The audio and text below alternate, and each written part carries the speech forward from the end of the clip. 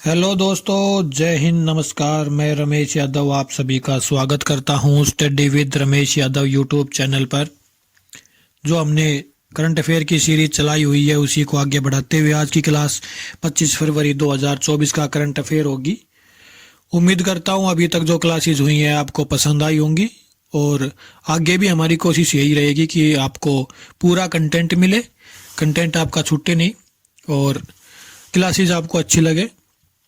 अगर हमारे पढ़ाने के तरीके में कोई कमी है तो आप कमेंट करके ज़रूर सलाह दें, आपकी सलाह पे अमल किया जाएगा।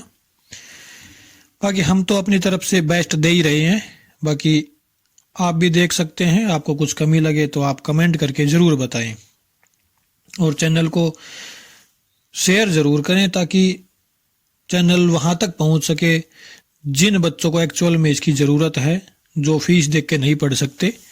तो आप प्लीज़ उन बच्चों तक इस चैनल को पहुंचाएं, वीडियो को पहुंचाएं, लाइक करें, शेयर करें और कमेंट करके बताएं कि आपको क्लासेस कैसी लग रही है। तो चलिए शुरू करते हैं आज की क्लास 25 फरवरी 2024 का current affair. Point number 1, Barcelona में 26 फरवरी से होगा मोबाइल वर्ल्ड कांग्रेस का आयोजन। तो बार्सिलोना स्पेन में एक बड़ा शहर है, तो वहाँ पे मोबाइल वर्ल्ड कांग्रेस का आयोजन किया जाएगा। चलो इसके बारे में थोड़ा देखते हैं। हर साल मोबाइल वर्ल्ड कांग्रेस मोबाइल उद्योग के लोगों को एक साथ लाती है और उन्हें जुड़ने के साथ साथ सहयोग करने का मौका देती है। इसके महत्व को देखते हुए यह मोबाइल और वायरलेस प्रौद्योगिकियों में काम करने वाली कंपनियों के लिए प्रौद्योगिकी टोन भी निर्धारित करता है। साथ ही MWC कंपनियों को अपने नवीनतम उत्पादों और नवाचारों को प्रदर्शित करने का मौका देता है। इस वर्ष यह आयोजन 26 से 29 फरवरी तक चलेगा। तो बार्सिलोना में हो रहा है। बार्सिलोना स्पेन में एक शहर है, वहाँ पे हो रहा है। हमें याद क्या रखना है, इस चीज़ को हमें कुछ भी याद नहीं रखना। अब की बार जो मोबाइल वर्ल्ड कांग्रेस आयोजित किया जा रहा है बार्सिलोना में किया जा रहा है, सिर्फ इतना याद रखना है। और मोबाइल वर्ल्ड कांग्रेस का मतलब आप समझ ही गए होंगे कि जितने भी मोबाइल बनाती है जो भी कंपनियां, वो सभी एक साथ आके अपने अपने प्रोडक्ट का शो ऑफ करती हैं कि भाई हमारा इतना अच्छा है, हमारा इतना अच्छा। आप समझ गए होंगे इस बारे में। तो वो बार्सिलोना में होगा, स्पेन में है बार्सिलोना, लेकिन स्पेन की राजधानी नहीं है, ये बात आप खास तौर पर ध्यान रखना। स्पेन की राजधानी मैड्रिड है। और अगर आप स्पेन के बारे में थोड़ा जानना चाहो तो भूमध्य सागर से लगता हुआ स्पेन है। बिस्के की खाड़ी कई बार क्वेश्चन में आ चुका है। बिस्के की खाड़ी कहाँ है, तो फ्रांस और स्पेन के बीच में है बिस्के की खाड़ी। बहुत बार आ चुका है ये एग्जाम में ये क्वेश्चन। तो बार्सिलोना स्पेन में पड़ता है, स्पेन की राजधानी मैड्रिड है। और अगर हम प्रधानमंत्री की बात करें तो मारियानो राहोय यहाँ के प्रधानमंत्री हैं। चलिए आगे चलते हैं। पॉइंट नंबर 2, कार्यस्थल पर हिंसा और उत्पीड़न को समाप्त करने के लिए ILO कन्वेंशन को मंजूरी देने वाला पहला एशियाई देश बना फिलीपींस। तो पहला एशियाई देश फिलीपींस बना है। आपको पता होगा फिलीपींस एक द्वीप समूह से बना हुआ देश है। बहुत से द्वीप हैं छोटे छोटे, उनको मिलाकर एक देश बनाया हुआ है फिलीपींस। ILO आप समझ गए होंगे, अंतर्राष्ट्रीय श्रम संगठन है, इंटरनेशनल लेबर ऑर्गेनाइजेशन है ILO। तो ये क्या काम करता है, श्रमिकों के अधिकारों को लेके चलते हैं ये। तो कार्यस्थल पर मतलब जहाँ पे हम काम कर रहे हैं वहाँ पे कई बार क्या होता है, स्ट्राइक कर दी जाती है, आग लगा दी जाती है चीज़ों को, तो वो हिंसा नहीं होनी चाहिए। इसलिए फिलीपींस ने उन्होंने जो नियम बना रखे हैं उनको मंजूरी दी है। तो इसके बारे में थोड़ा जानते हैं। अंतर्राष्ट्रीय श्रम संगठन द्वारा घोषित हिंसा और उत्पीड़न कन्वेंशन 2019 नंबर 190, ये इनके नियम के नंबर हैं, को अनुमोदित करने वाला पहला एशियाई देश बनकर फिलीपींस ने एक महत्वपूर्ण मील का पत्थर हासिल किया है। यह सम्मेलन कार्यस्थल पर हिंसा और उत्पीड़न को व्यापक रूप से संबोधित करता है। जो विश्व स्तर पर सुरक्षित और सम्मानजनक कार्य वातावरण सुनिश्चित करने की दिशा में एक महत्वपूर्ण कदम है। तो आपको ये कुछ भी चीज़ें याद नहीं रखनी, इसके बारे में मैं ये नीचे की लाइन इसलिए लिखता हूँ क्योंकि आपको याद रह जाए।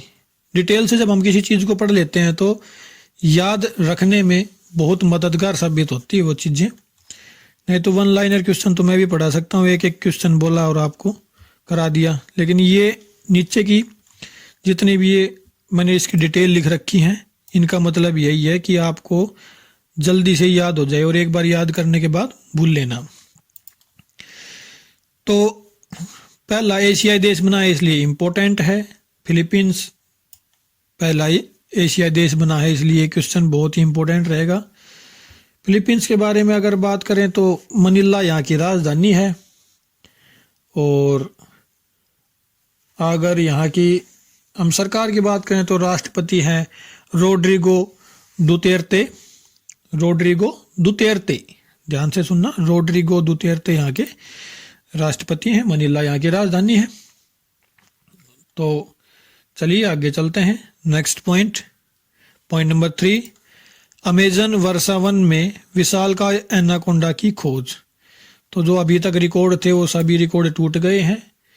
अमेजन वर्षावन में एक एनाकोंडा की खोज की गई है। चलिए इसके बारे में थोड़ा सा जानते हैं। नया खोजा गया उत्तरी हरा एनाकोंडा, जिसे वैज्ञानिक रूप से यूनेक्टेस अकायिमा नाम दिया गया है। नाम भी कुछ अटपटे रखते हैं ये। प्राकृतिक दुनिया के बारे में हमारी धारणाओं को चुनौती देता है। आश्चर्यजनक रूप से 26 फीट की लंबाई और 200 किलोग्राम वजन वाले इस एनाकोंडा के आयाम पहले दर्ज किसी भी रिकॉर्ड से परे हैं। मतलब ये याद रखना कितना मापा गया है, 26 फीट लंबाई मापी गई है और वजन 200 किलोग्राम मतलब 2 क्विंटल इसका वजन मापा गया है। तो अगर हम बात करें अमेजन वर्षावन के बारे में, आपको पता होगा यहाँ पे सांप बहुत ज़्यादा है। सांप क्यों है ज़्यादा? क्योंकि यहाँ दलदली इलाका है भाई, दलदली इलाका है। दलदली इलाका क्यों है? क्योंकि यहाँ पे वर्षा बहुत ज़्यादा होती है। और वर्षा ज़्यादा होने का कारण क्या है? क्योंकि भूमध्य रेखा के बिल्कुल पास पड़ता है अमेजन वर्षावन। भूमध्य रेखा पे आपको पता ही होगा कि गर्मी सबसे अधिक होती है और जहाँ गर्मी होगी वहाँ वाष्पीकरण सबसे अधिक होगा। वाष्पीकरण ज़्यादा होगा तो वर्षा ज़्यादा होगी। तो ब्राज़ील में पड़ता है अमेजन वर्षावन और अमेजन नदी है दुनिया की सबसे बड़ी नदी की अगर बात करें तो अमेजन नदी है। बड़ी का मतलब होता है कि पानी का बहाव सबसे ज़्यादा होना। लंबी नदी तो नील नदी है, लेकिन बड़ी है वो अमेजन नदी है। और नेग्रो, जापुरा, पुरुष, मेडिरा, ये सभी नदियां जो है ये अमेजन की सहायक नदियां हैं। बहुत बड़ा वर्षावन है ये अमेजन का। तो यहाँ पे सांप बहुत अधिक मात्रा में पाए जाते हैं और बहुत सी चीज़ें वहाँ पे ऐसी हैं जो आज तक खोजी नहीं गई हैं, जिन्हें देखा नहीं गया है, अनदेखी है अभी भी, क्योंकि एरिया बहुत बड़ा है वहाँ का। तो आप याद रखना अमेजन वर्षावन ब्राज़ील देश में है और सबसे बड़ी नदी अमेजन है। सबसे अधिक वहाँ पे अगर वर्षावन की हम बात करें तो वर्षा वहाँ पे होती है क्योंकि दक्षिणी अटलांटिक महासागर के बिल्कुल पास है और भूमध्य रेखा जो है वहाँ से गुजरती है अमेजन वर्षावन से। ओके, तो गर्मी अधिक होगी तो वाष्पीकरण अधिक होगा और वहाँ पे वर्षा ज़्यादा होती है। सबसे अधिक अगर वर्षा की बात करें तो भारत में ही होती है, मासिनराम में या कहीं कहीं आपको चिरापुंजी भी लिखा मिल जाएगा। तो वहाँ पे सबसे ज़्यादा वर्षा होती है। उसका नियम अलग है कि बंगाल की खाड़ी से जो भी हवाएं जाती है और जाके मेघालय में गारो खासी जयंती जो पहाड़ियाँ हैं वो 3 ओर से हैं। जैसे मैं अगर आपको डिटेल से बताऊं तो एक सेकंड आप देखना। जैसे ये भारत का नक्शा हो गया, ये नक्शा हो गया, तो यहाँ पे ये म्यांमार का अगर हम ले लेते हैं तो ये बंगाल की खाड़ी हो गई। देखो ये ऐसा ही बन रहा है, अगर कुछ गलती हो तो माफ़ करना।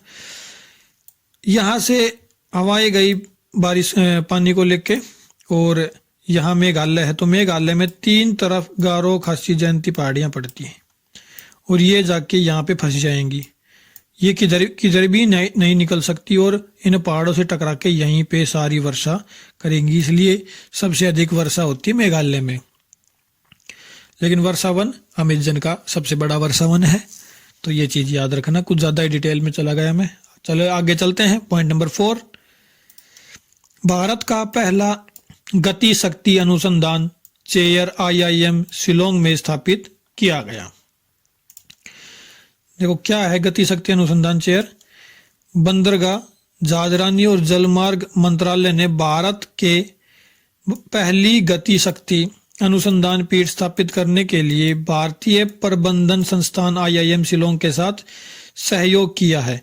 इसका मतलब है कि जो भी लॉजिस्टिक है, जो भी हम इंपोर्ट एक्सपोर्ट करते हैं, उस सामान को हम तेजी से भेज सके और तेजी से हम मंगवा सकें, उसके लिए ये पहल शुरू की गई है कि गति शक्ति अनुसंधान चेयर IIM शिलोंग। सिर्फ इतना याद रखना है किसके बीच में हुआ है, कोई इंपोर्टेंट नहीं है। इंपोर्टेंट क्वेश्चन है, गति शक्ति अनुसंधान चेयर IIM शिलोंग में स्थापित किया जा रहा है। मेघालय की राजधानी है शिलोंग। और मेघालय की अगर हम बात करें तो कॉनराड संगमा यहाँ के मुख्यमंत्री हैं। शिलोंग मेघालय की राजधानी है। मेघों का घर, बादलों का घर बोला जाता है मेघालय को। चलिए आगे चलते हैं। पॉइंट नंबर 5, नोकिया ने भारतीय विज्ञान संस्थान से की साझेदारी, 6G पर साथ मिलकर करेंगे काम। तो 6G आने की तैयारी हो गई है, जल्दी आ सकता है इस हिसाब से। तो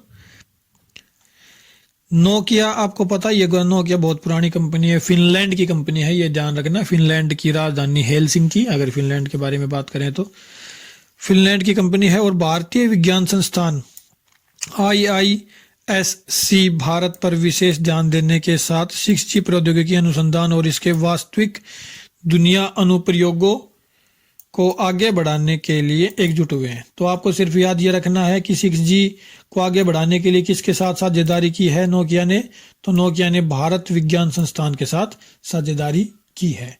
ये इंपॉर्टेंट रहेगा। आगे चलते हैं। पॉइंट नंबर 6,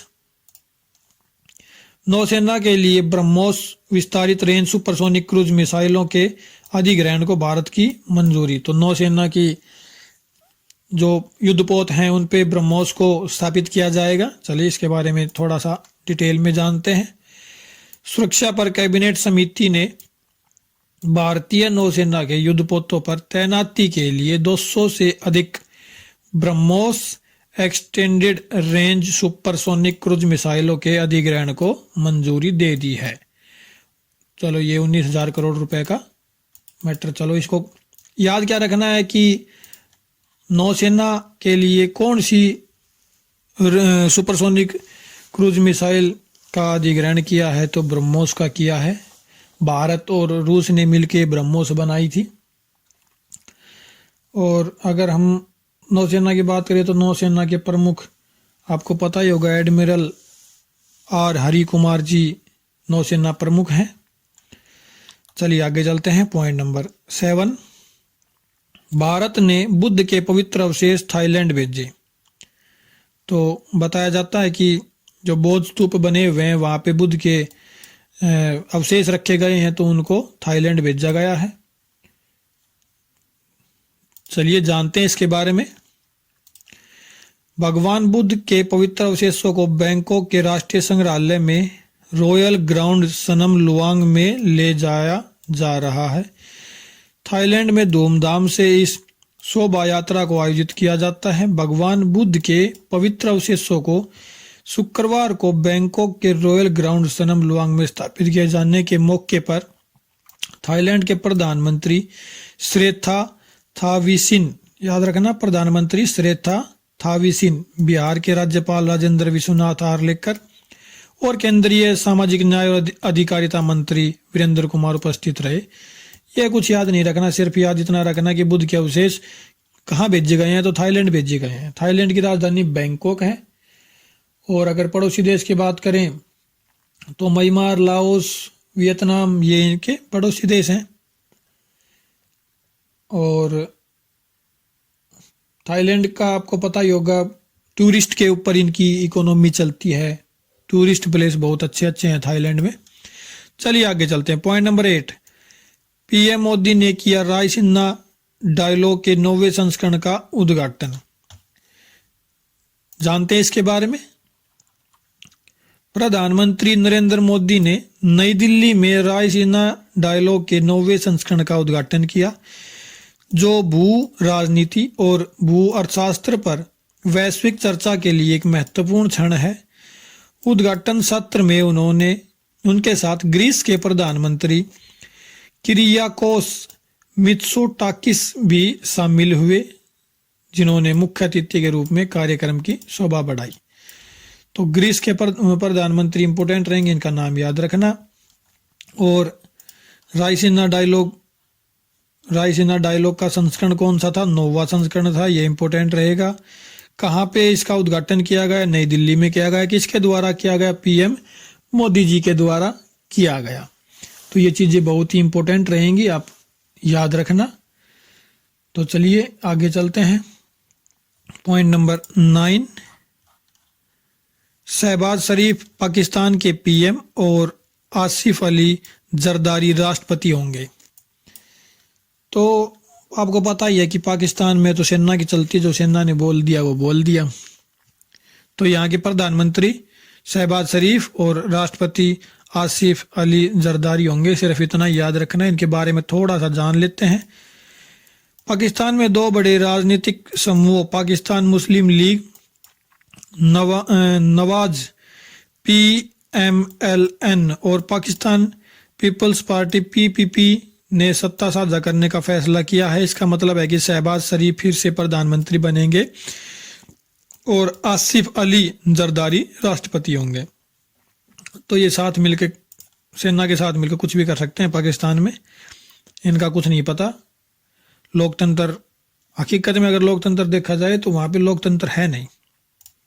चलिए आगे चलते हैं। पॉइंट नंबर 10, पीएम मोदी रखेंगे 550 अमृत भारत स्टेशनों की आधारशिला। तो 550 अमृत भारत स्टेशनों की आधारशिला मोदी जी के द्वारा रखी जाएगी। मतलब क्या है इसका? चलिए थोड़ा सा इसके बारे में जानते हैं।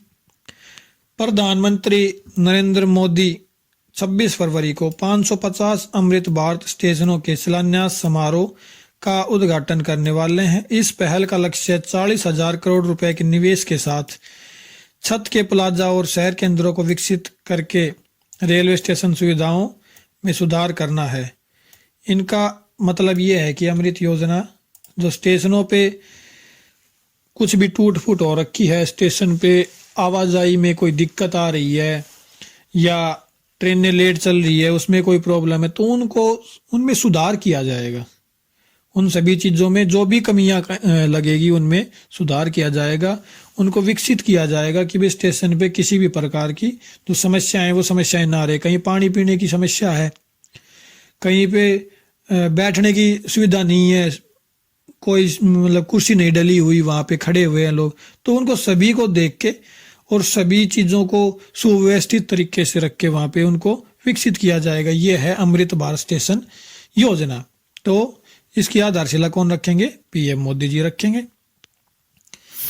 तो ये थी हमारी आज की क्लास। उम्मीद करता हूँ आपको पसंद आई होगी, और अगर पसंद आई है तो आप लाइक करें, शेयर करें, चैनल को सब्सक्राइब करें और अपने सभी ज़रूरतमंद दोस्तों को आप शेयर करें कि आप एक बार चैनल पे विजिट करें और देख सकते हैं। आपको अगर पसंद आती है तो आप कंटिन्यू कर सकते हैं।